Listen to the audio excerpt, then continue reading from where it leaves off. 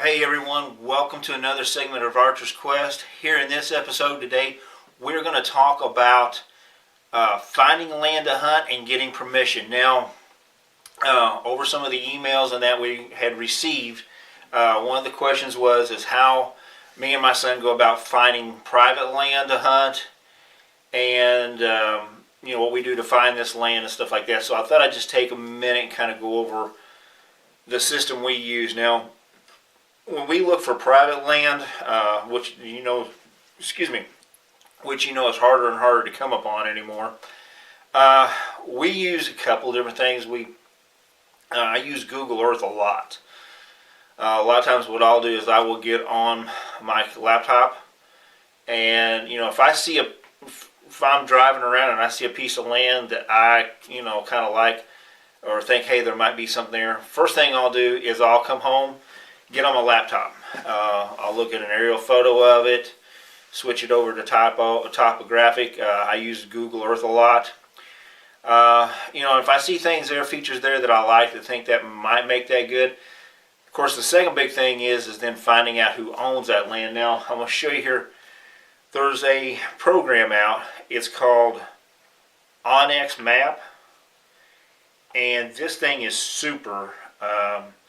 I'm going to have to show you on my phone, but what this does, I'm going to scoot up here, is if you see the red lines, that is actually the property lines or the property boundaries of different properties. It also tells me who owns those, who owns that, so that gives me an idea. What it'll do is it will pop up the boundaries, it gives you the name of who owns it, and then you take and you tap on that piece of property that you're looking at. It'll bring up another window, and like I said, it'll have the owner's name again. It'll also give their address, tells you how many acres it is, and things like that. And that's a big, one of the things I like about using that is it will give you the boundary. So let's say, you find it, where the boundaries are at. Now, the nice thing is you've got the address. So this is one thing that really gets a lot of people, is going to ask for permission. So I'm just going to kind of go into it and roll along with this. Here in Kentucky, most of the private land, all the private land we hunt is all farmland. So one of the things you need to do, first thing, is when you're going to go to make contact for the first time to these landowners, is one, be addressed appropriately. Don't be, usually it counts on the side of your ear, but I usually try to wear a polo shirt, something like that, nice jeans, don't go up there in camouflage and all that, but be presentable, be polite, explain to them what you're wanting to do. If you're going to have anybody else hunting on there, let them know that up front, like it's always me and my son, that's it. So I always tell them, hey, it's for me and my son. Another thing, go ahead and have a written permission slip made out. And what I'm talking about, go ahead and get it typed out. Have some blanks there to where they can sign, you can sign. If you're going to have somebody there with you, have their name on there. Take a couple of these, and the reason is, if you get granted permission to hunt, you can put it, you and the landowner can take right there at that time. You can put he can put his name, you put your name, you both sign it. You have your phone number and address on there. You give him a copy, have him put his phone number on there.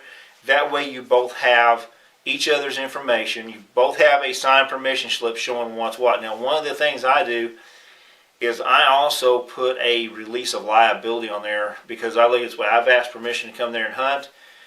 So I look at it this way. If I get hurt there, or my property, like tree stands or cameras or something, gets stolen off there, I'm not going to hold him responsible for that. That is on me. And that's just the way I look at it. I mean, I asked permission to come on there. If I hurt myself while I'm on there, then so be it. If I've got a tree stand on there and it gets stolen, somebody comes in from another property or something, comes in there and steals it, that's on me. It's not his responsibility. That's one of the reasons when I put my tree stands up and my ladders up, if I put a lock on and a ladder, I padlock them together. I go to Walmart and get the bicycle cables and a padlock, run around the tree, run around the tree stand, run around the ladder.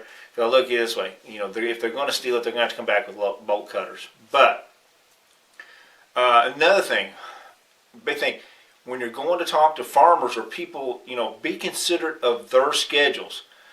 Don't go talk to a farmer in the spring when he's trying to get everything planted, and don't be going and knocking on his door during the harvest season, because it's during those times that's their busiest part of the season, and time is limited. A lot of them are coming in. You go knock. Don't be going and knocking on the doors at dinner time.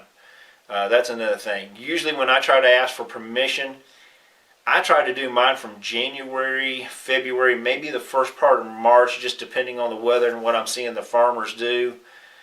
Another thing you can do is do it in the summer. After the crops are planted, they've got more time. So just little things like that to take into consideration. Now, I will tell you this. Onyx Maps is not sponsors. We have no sponsorship. It's just, I guess I'm just giving them a plug. I really like that program. My son actually was the one that found it for when he trapped. He was using it to find permission. Another nice thing is if you hunt a lot of public land, you can use it to get around that public land, and it'll show you, especially when you get close to boundaries, if you're on public or private land. So it's not that expensive. You can get one state for a whole year for like $30, or you can get the whole I think it's the whole United States, all 50 states, for $100 a year. But you can go to Onyx Maps, look it up, Google it, whatever. Like I said, another big thing, and we'll do another segment on it, is using Google Earth, because Google Earth I use a lot of times to mark things like tree stands, trails, and stuff like that. So hey, until next time, as always, good hunting.